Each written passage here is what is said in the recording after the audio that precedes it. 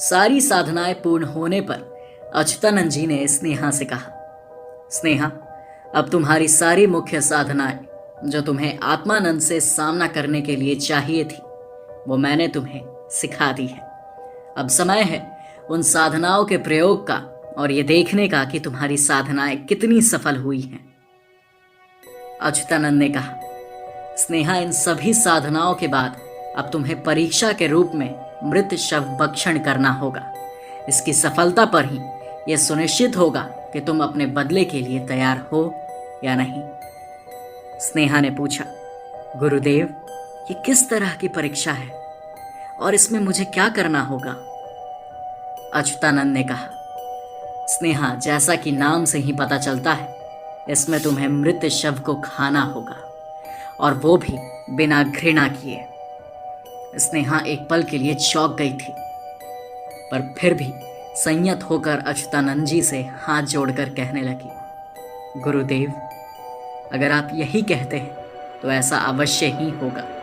आप केवल ये बताइए, ये परीक्षा मुझे कब देनी होगी? अच्युतानंद ने कहा, स्नेहा, ये परीक्षा तुम्हें कल ही देनी होगी। स्नेहा ने हाथ जोड़कर विनती करते हुए कहा, जैसी आपकी आज्ञा गुरुदेव। अगर आप चाहते हैं कि ये परीक्षा कल हो तो कल ही ये परीक्षा होगी। इसके अलावा आपकी कोई और आज्ञा? अच्युतानंद ने कहा, नहीं स्नेहा, बस यही है, और ये आज्ञा नहीं, परीक्षा है, जो केवल तुम्हारी नहीं मेरी भी है। इस परीक्षा की सफलता पर यह निर्भर करता है कि मैं एक योग्य गुरु बन पाया हूं कि नहीं। स्नेहा ने कहा, नहीं नहीं गुरुदेव, आप सदैव से एक योग्य शिक्षक की तरह मुझे मार्गदर्शन देते आए हैं और जीवन पर्यंत मुझे इसी मार्गदर्शन की आवश्यकता रहेगी। आप एक सर्वश्रेष्ठ गुरु हैं। ऐसा कहकर स्नेहा ने अच्युतानंद जी को प्रणाम किया और मां के मंदिर में चली गई। मंदिर में जाकर स्नेहा ने मां से कहा, मां, मुझे नहीं लगता कि मैं ऐसा कुछ कर पाऊंगी, पर फिर भी ये मेरे गुरु का आदेश है और मेरी परीक्षा भी। इसमें सफल होने पर मैं उन दुष्टों का नाश कर पाऊंगी। जैसे आप सदैव दुष्टों का सर्वनाश करती हो, वैसे ही मुझे भी अपने परिवार के हत्यारों का सर्वनाश करना है। मां, मुझ पर दया करना कि मैं कल की परीक्षा में सफल हो पाऊं। ऐसा कहकर स्नेहा वापस अपनी कुटिया में आकर लेट गई। लेटे लेटे ही सारी रात निकल गई। सुबह उठकर स्नेहा ने स्नान, ध्यान और पूजन किया। उसने मां के मंदिर में जाकर अपने लिए प्रार्थना भी की और फिर अच्युतानंद जी के पास चली गई। उसने अच्युतानंद जी को नमस्कार करके पूछा, गुरुदेव, कल आपने मेरी परीक्षा के बारे में बताया था, तो गुरुदेव, आज आप ये बताइए कि उसके लिए मुझे शव कहाँ से प्राप्त होगा?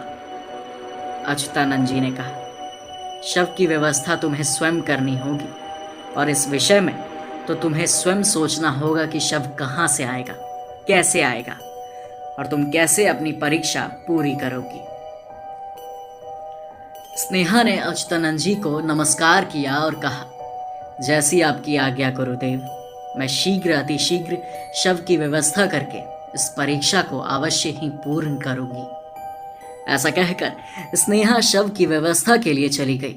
सब जगह ढूंढने के बाद भी शव की व्यवस्था नहीं हुई तो स्नेहा थक कर उसी जगह आकर बैठ गई जहां पहली बार उसे अच्युतानंद जी का स्वर सुनाई दिया था।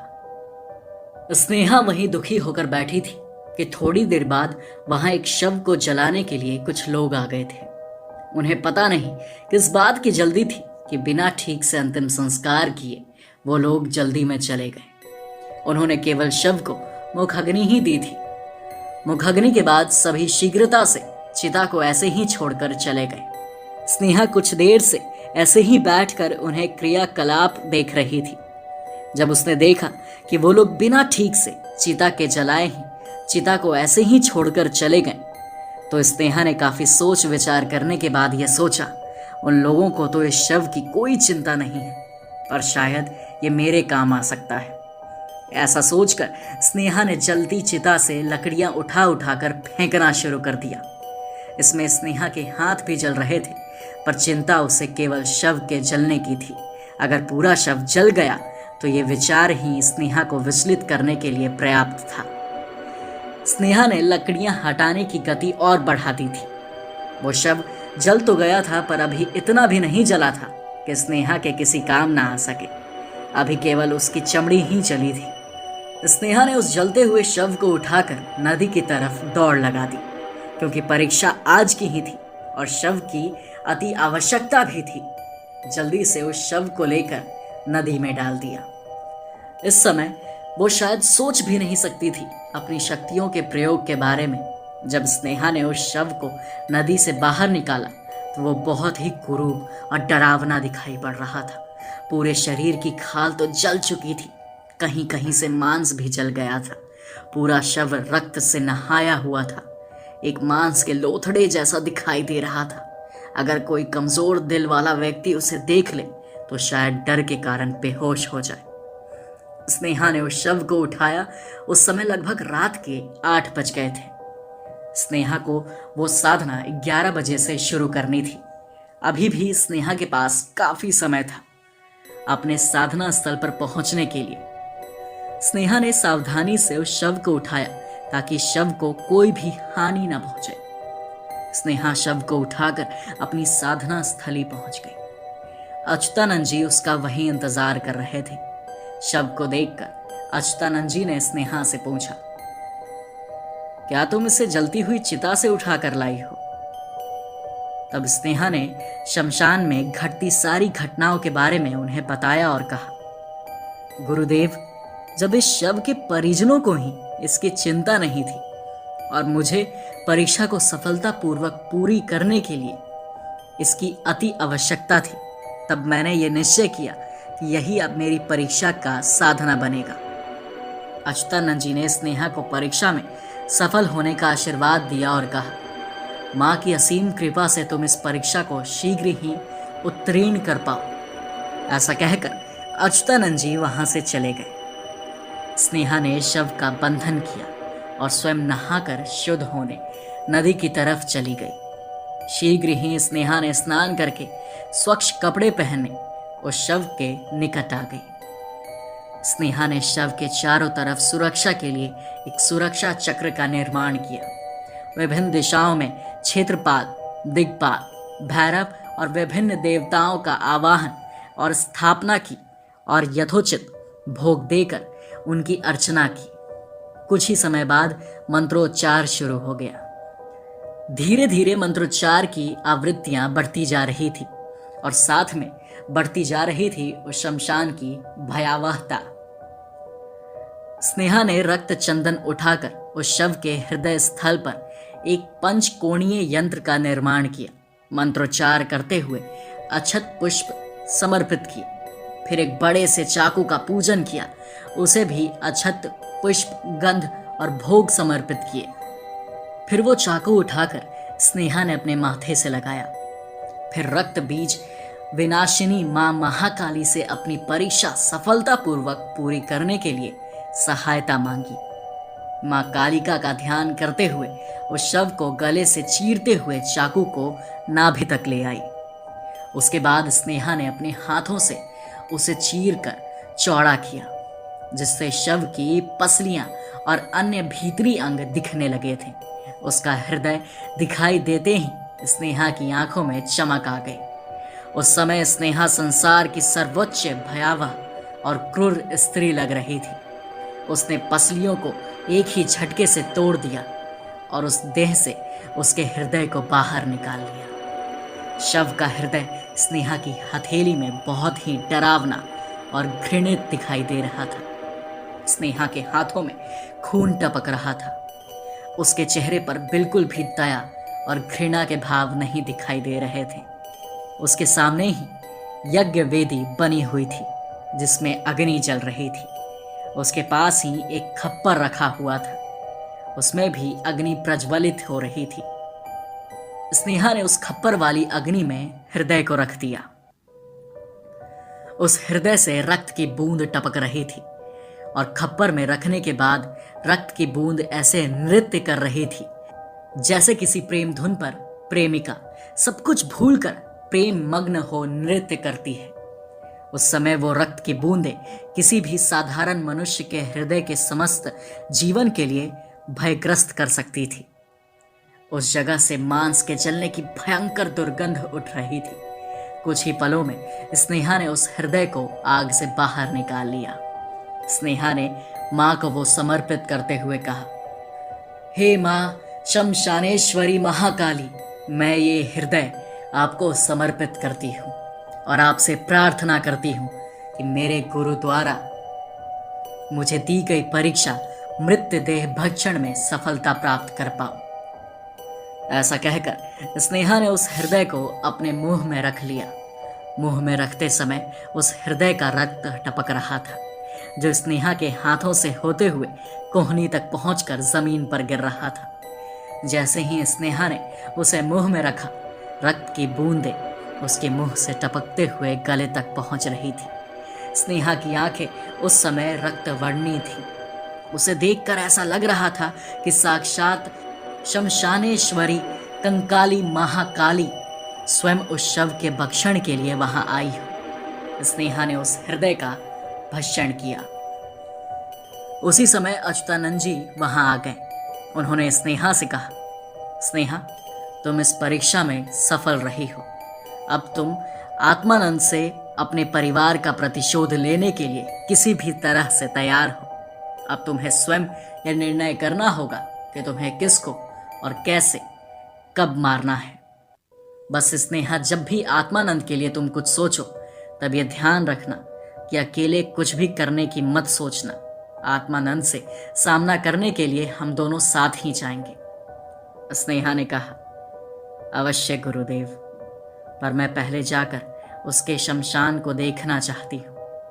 तब अच्युतानंद ने कहा, उसके लिए तुम्हें कहीं जाने की आवश्यकता नहीं है। तुम्हें केवल अपनी साधना का प्रयोग करना है। तुम मणिकर्णिका योगिनी साधना का प्रयोग करो। माँ तुम्हें इस बारे में सब कुछ विस्तार से बता देंगी, जो तुम स्वयं जाकर भी पता नहीं लगा पाओगी। वो जानकारी भी तुम्हें माँ से प्राप्त हो जाएगी। स्नेहा ने कहा, जो आज्ञा गुरुदेव, मैं शीघ्र ही इस बारे में पता करके आपके साथ विचार विमर्श करूंगी। अच्युतानंद ने स्नेहा को एक नजर देखकर कहा, तुम्हें अब शुद्ध होने की आवश्यकता है। जो आज्ञा कहकर उस शव के रक्त से रंजित स्नेहा नदी की ओर चल दी। परंतु उससे पहले इस शव को पुनः चिता अग्नि देनी होगी। अग्निहोत्र होकर ही इसका उद्धार होगा, अन्यथा ये प्रेत योनि में चला जाएगा। अच्युतानंद की आवाज में एक ठंडी खामोशी थी। जी गुरुदेव, कहकर स्नेहा ने उस शत विशत देह को अपने कंधे पर डाला और उसे देह से रक्त के स्नान करती हुई उसी शमशान की तरफ चल दी। शमशान में अभी भी उस चिता की अग्नि शेष थी। स्नेहा ने उस छत विछत शव को चिता पर लिटाई और कुछ लकड़ियां रख दी। वहां से वापस जाते समय स्नेहा सर से पांव तक रक्त से नहाई हुई थी। ऐसा लग रहा था जैसे कोई रक्त रंजित शस्त्र स्वयं चलाकर चला आ रहा हो। वो किसी के भी हृदय में और शरीर में डर के कारण कंपन उत्पन्न कर दे, ऐसी भयानक दिखाई दे रही थी। स्नेहा स्वयं महाकाली का अवतार लग रही थी। रक्त रंजित देह, रक्त में सुने हुए बाल से टपकती रक्त की बूंदें। धरती पर पग रखने पर एक बार को तो धरती भी डोल उठती थी। उस समय स्नेहा को भी अपने शरीर का भान नहीं था। स्नेहा ने जल्दी से जाकर नदी में स्नान किया। तब शायद स्नेहा को यह आभास हुआ कि वो इतने समय में क्या क्या कर चुकी थी। स्नेहा ने स्नान करने के बाद उस रात को विश्राम करने का ही निश्चय किया और सोचा, आत्मानंद के विषय में गुरुजी से कल ही विस्तार में चर्चा करूंगी और उसका कब, क्या और कैसे संशोधन करना है वो भी गुरुजी के साथ बैठकर कल ही निर्णय लूंगी। ऐसा सोचकर स्नेहा ने रात को विश्राम करने का निश्चय कर लिया। स्नेहा जल्दी सुबह उठ गई थी। स्नान, ध्यान, पूजा करके वो मां के मंदिर में जाके बैठ गई थी। आज स्नेहा का मन अत्यधिक विचलित था। स्नेहा आगे की रणनीति के बारे में सोच रही थी। स्नेहा को ख्याल आया कि कोई भी रणनीति बनाने से पहले एक बार गुरुजी से बात कर लेनी चाहिए। ऐसा सोचते हुए स्नेहा तुरंत अच्युतानंद जी के पास चलती। अच्युतानंद जी उस समय ध्यान में बैठे थे। स्नेहा उन्हें प्रणाम किया और वहीं एक तरफ बैठ गई। गुरुजी को ध्यान मग्न देखकर स्नेहा ने उन्हें टोकना ठीक नहीं समझा। स्नेहा खुद भी वहीं शांति से बैठ गई। फिर उसने सोचा, जब तक गुरुजी ध्यान में है तब तक आत्मानंद के विषय में जानकारी एकत्र कर ली जाए। ऐसा सोचकर स्नेहा ने अपने कानों को छूते हुए कुछ मंत्र पढ़े और फिर नमस्कार कर कहने लगी, माँ, मुझे आज आत्मानंद के विषय में सभी जानकारियां चाहिए। क्या आप मेरी सहायता कर सकती हैं? स्नेहा के ऐसे कहते ही उस शक्ति ने स्नेहा को कुछ बताना शुरू कर दिया, जिसे सुनकर स्नेहा के चेहरे के भाव पल पल बदल रहे थे। कभी स्नेहा एकदम से क्रोध में भर उठती, तो कभी निराशा उसके भावों पर हावी होने लगती, तो कभी एक दृढ़ निश्चय की चमक स्नेहा के चेहरे पर दिखाई देने लगती। शक्ति की बातें सुनने के बाद स्नेहा ने वहां के दृश्य देखने का निश्चय किया। स्नेहा ने आत्मानंद का स्मरण किया तो स्नेहा के सामने एक दृश्य चलने लगा। आत्मानंद अपने शमशान में बैठा विराज से बातें कर रहा था।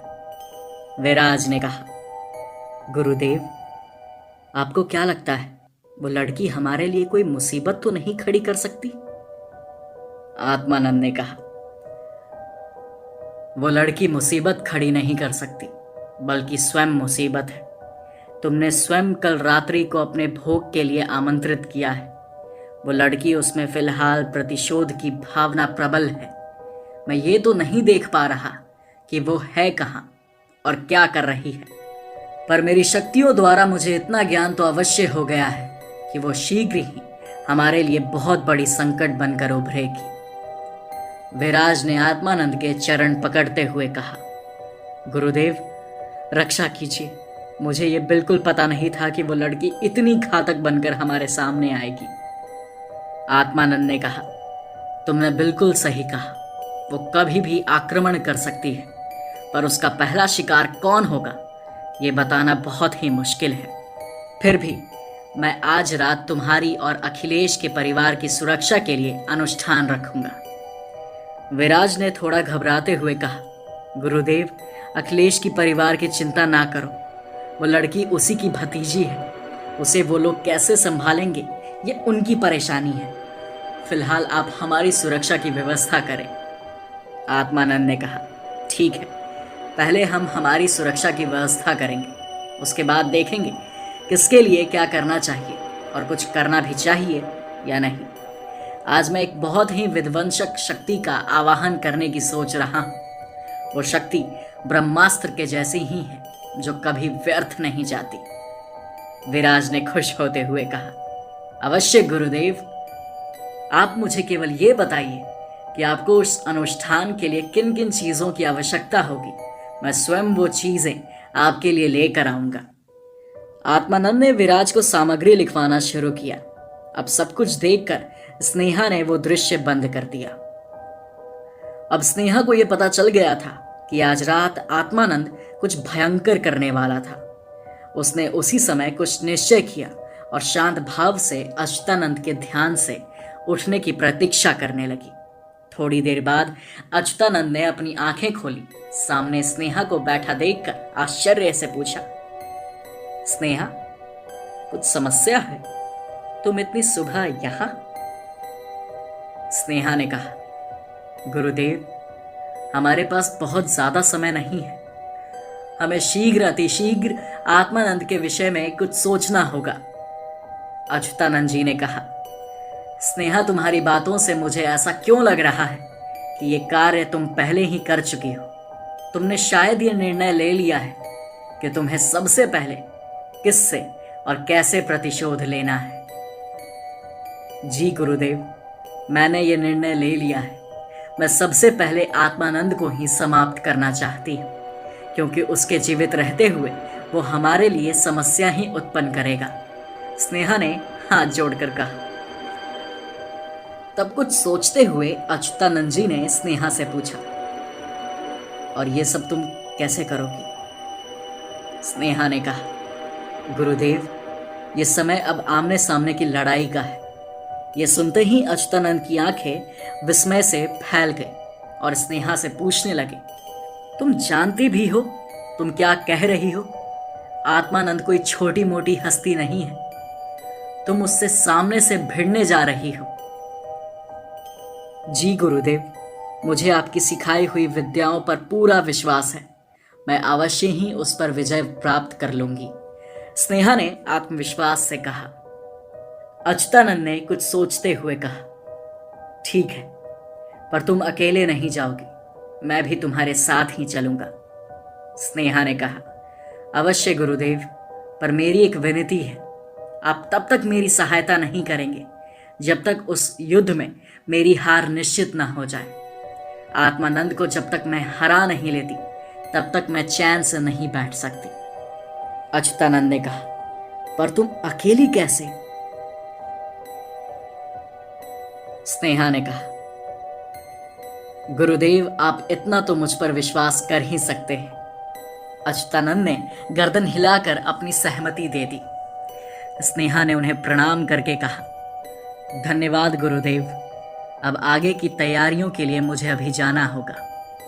अच्युतानंद ने कहा, नहीं स्नेहा, आगे की तैयारियां मैं करूंगा, हर एक वस्तु, हर एक सामग्री मैं ही वहां लेकर चलूंगा, ताकि भूल की कोई भी संभावना ना रहे। स्नेहा ने हाथ जोड़कर प्रणाम किया और कुटिया में चली गई। कुटिया में टहलते टहलते स्नेहा ने आगे की रणनीति तैयार कर ली थी। अब बस शाम होने की प्रतीक्षा थी। जल्दी शाम भी हो गई। स्नेहा अच्युतानंद के साथ तांत्रिक आत्मानंद के ठिकाने पर जाने के लिए निकल पड़ी। उन्होंने किसी भी शक्ति का प्रयोग ना करते हुए स्वयं ही जाने का निश्चय किया था। शक्ति प्रयोग से आत्मानंद को उनकी शक्ति का अंदाजा लगाने में थोड़ी सुविधा हो जाती, जो इस समय उनके लिए ज्यादा अच्छा नहीं था। शीघ्र ही स्नेहा और अच्युतानंद जी आत्मानंद की साधना स्थली पर पहुंच गए। वो एक शमशान था, कुछ अधजली और कुछ शांत हो चुकी चिताएं थी। एक जगह कुछ कुत्तों का झुंड बैठा हुआ था, शायद कुछ भोजन की तलाश में। बहुत से पेड़ भी थे, पर ऐसे लग रहे थे मानो जीवित प्रेत खड़े हों। शवों के जलने की दुर्गंध पूरे आसपास के माहौल में फैली हुई थी। पास से ही सियारों के रोने की आवाज आ रही थी। कुछ ही दूरी पर बैठी एक काली बिल्ली सभी चीजों पर ऐसे नजर रखे हुए थी जैसे एक सख्त शिक्षक परीक्षा कक्ष में बैठे हर एक बच्चे पर अपनी कड़ी नजर रखता है। माहौल बोझिलता से भरा हुआ था।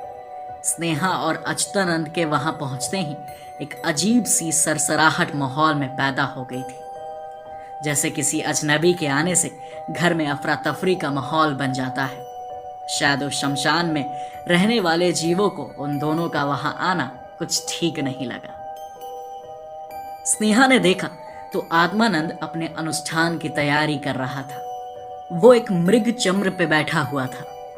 सामने एक त्रिकोणीय हवन कुंड जल रहा था। कुछ विशेष प्रकार के यंत्र धरती पर बने हुए थे। कुछ विशेष हवन सामग्री वहां इकट्ठा थी। एक बड़ा काला बकरा भी वहां बंधा हुआ था। मदिरा की बोतलें, एक बड़ा सा खगड़ा और विभिन्न प्रकार के मुंड भी रखे थे, जिसमें नरमुंड भी थे। स्नेहा ने सामने खड़े होकर आत्मानंद को ललकारा, आत्मानंद, अब ये समय मुझ पर तंत्र प्रहार करने का नहीं, अब तो समय है अपने प्राणों की सुरक्षा करने का। आत्मानंद ने क्रोध में उस तरफ घूरा जिस तरफ से वो आवाज आई थी। स्नेहा अंधेरे से उजाले की तरफ चलकर जा रही थी। साफ साफ तो आत्मानंद को दिखाई नहीं दिया, पर एक लंबी काली स्त्री आकृति जिसके बाल हवा में लहरा रहे थे, तेज कदमों से उसकी ही तरफ चली आ रही थी। पीछे एक और पुरुष आकृति भी दिखाई दे रही थी। वो भी उस स्त्री आकृति के पीछे पीछे आ रही थी। धीरे धीरे आकृतियां साफ होती जा रही थी। एक स्त्री जिसकी आंखें तलवार से भी तेज, चेहरा से क्रूरता टपक रही थी, लाल साड़ी धोती की तरह पहने हुए थी, बाएं पैर में एक कड़ा पहने हुए थी जो एक विचित्र स्वर उत्पन्न कर रहा था। बाएं बाजू पर एक अजीब सा बाजूबंद पहने थी। जो एक चमगादड़ के पंखों से बना हुआ था। कमर पर बाघंबर लपेटा हुआ था, बाल हवा में लहरा रहे थे, चेहरे पर साक्षात मृत्यु तांडव कर रही थी। चाल ऐसी जैसे एक सिंहनी शिकार के लिए निकली हो। उसे देखते ही आत्मानंद के मन में भी भय व्याप्त हो गया था। उसे समझ नहीं आ रहा था कि ऐसी कौन सी स्त्री है जो उसी के गढ़ में आकर उसे ही ललकार रही थी। आत्मानंद ने गरज कर पूछा, कौन है? कौन हो तुम और यहां क्या कर रही हो? स्नेहा ने उसी स्वर में गरज कर कहा, वही हूं जिसके परिवार को अपनी कृत्या से प्रहार से समाप्त किया था, पर एक जीवन के सबसे बड़ी भूल कर बैठे। आत्मानंद के चेहरे पर प्रश्नवाचक भाव आ गए थे। फिर स्नेहा ने उसकी हंसी उड़ाते हुए कहा, मुझे जिंदा छोड़ने की। फिर एक तीव्र अट्टहास किया। अब अपने जीवन की उल्टी गिनती शुरू कर दे। नहीं नहीं, अब तो उल्टी गिनती भी खत्म ही हो गई है। अब बस केवल तेरे अंत का समय है। उस आवाज को सुनकर एक बार को आत्मानंद भी हिल गया, पर जल्दी ही उसने अपने आप को संयत करके कहा, तुम तांत्रिक आत्मानंद को बहुत ही कमजोर समझने की भूल कर रही हो बच्ची। अभी तुम ना तो ठीक से मेरी सिद्धियों को, ना ही मुझे ठीक से जानती हो। स्नेहा ने भी गरज कर कहा, ठीक है, यही समय है अपनी अपनी सिद्धियों के प्रदर्शन का। जो जीता वही जीवित रहेगा। स्वीकार है? आत्मानंद ने भी कहा, स्वीकार है, पर तुम अपने जीवन की सबसे बड़ी भूल कर रही हो बच्ची।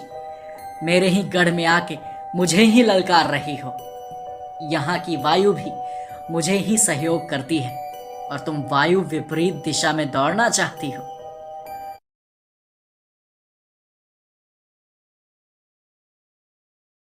स्नेहा ने कहा, आत्मानंद, वायु के वेग के साथ बच्चे दौड़ते हैं और ये बच्ची कुछ ही देर में तुम्हें ये बता देगी कि जिस वायु के सहयोग की तुम बात कर रहे हो, वो वायु स्वयं मेरी इच्छा से कैसे चलना स्वीकार करती है। अब तुम तुम्हारे अस्त्र शस्त्र सज कर लो, क्योंकि मैं निहत्थों पर वार नहीं करती। तुम्हारे ही अस्त्रों से तुम्हें ही परास्त नहीं किया तो फिर मेरे इतनी मेहनत का क्या फायदा। आत्मानंद ने भी कहा, ठीक है, तुम ऐसा चाहती हो तो ऐसा ही सही। आज हो ही जाए द्वंद्व।